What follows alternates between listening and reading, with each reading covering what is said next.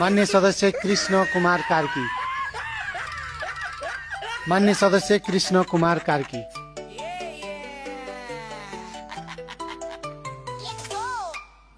मान्य सदस्य कृष्ण कुमार कार्की।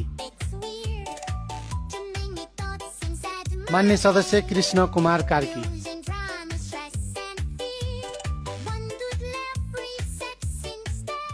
विदेशी युवतीलाई प्रेग्नेन्ट बनाएर रासोपा माननीय बेपत्ता।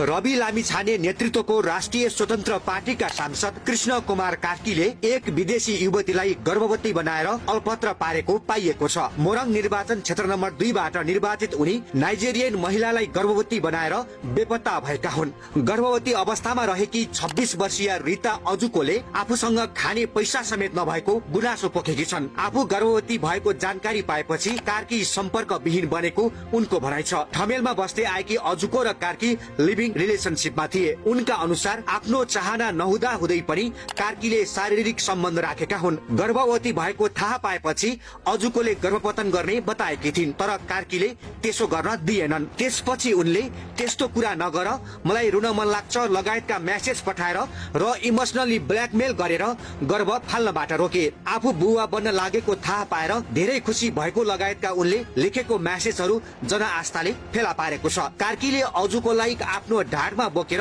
हिँडेको, ड्राइभिङ सिकाएको लगायतका भिडियोहरू पनि भेटिएको छ। उनले अजुकोलाई my life, my wife, my love लेखेको मेसेजहरू पनि प्रशस्तै छन्। अस्पतालमा पतिको नाम कृष्ण कार्की नै लेखिएको छ। आफ्नी श्रीमती भने उनी अजुको पेट बढ्दै गएपछि टाढिए। फोन उठाउन र मेसेजहरूको रिप्लाई गर्न छोडे। त्यसपछि अजुकोले नेपालमा भएको साथीलाई सम्पर्क गरिन्। पहिले आफूलाई बच्चा राख भनेको र जिम्मेवारी लिने समय आएपछि भागेको उनको आरोप छ। डेलिभरी हुने दिन नजिकिएपछि अजुको तनावमा छिन्। आफ्नो सन्तानलाई कसरी पाल्ने भन्ने चिन्ताले उनलाई सताएको छ। क्षेत्रपाटी फ्री क्लिनिकमा उपचार गरिरहेकी उनले आफ्नो र बच्चाको पालन पोषण कार्कीले गर्नुपर्ने बताएकी छन्। यसबारे जनआस्थाले सांसद कार्कीको प्रतिक्रिया लिएको थियो, तर उनी आफू बैठकमा भएको भन्दै पन्छिए। उनले भने, म मिटिङमा छु, अहिले कुरा गर्न मिल्दैन। कार्की तिनै व्यक्ति हुन् जो भदौ 23 र 24 गतेको जेन्जी प्रदर्शनमा सिंह दरबार चलाउन गएका थिए। रतुवामाई नगरपालिकाका उनले सुरक्षा कर्मीको हतियार खोसेर सिंह दरबार अगाडि अर्धनग्न प्रदर्शन गरेको तस्बिर र भिडियो अहिले पनि सामाजिक सञ्जालमा भाइरल छ।